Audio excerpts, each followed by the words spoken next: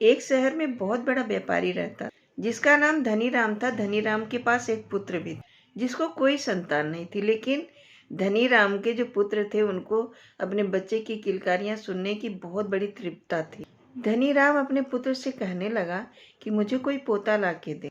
धनीराम इतने अमीर थे कि वहां उनके जैसा कोई अमीर था ही नहीं, लेकिन अपने घर के वारिस अपने पोते को नहीं होने के लिए वह बहुत चिंतित में रहते थे। पोता नहीं था, उसके कारण बहुत दुखी थे।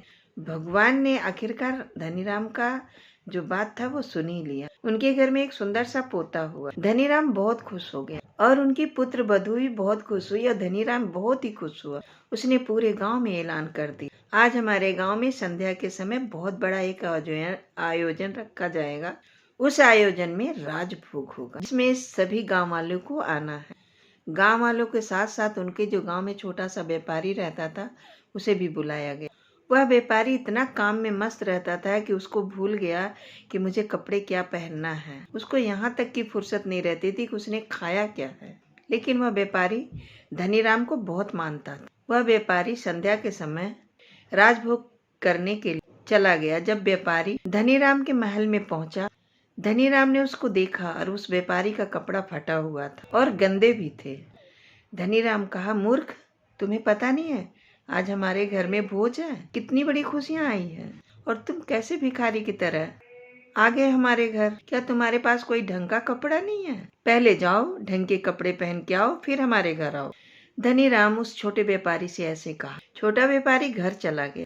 छोटा व्यापारी जाकर अपने घर में आईने के सामने देखा अपने आप को, और व्यापारी ने फटे पुराने कपड़े के ऊपर एक सुंदर सा कोट पहन लिया और पगड़ी भी पहन ली। और फिर व्यापारी धनीराम के महल पर पहुंच गया और खाने का प्लेट उठाया और थोड़ा सा भोजन डाला और अपने कोट और पगड़ी को खिलाने लगा। ऐसा करने से उसके कोट और पगड़ी गंदे हो गए।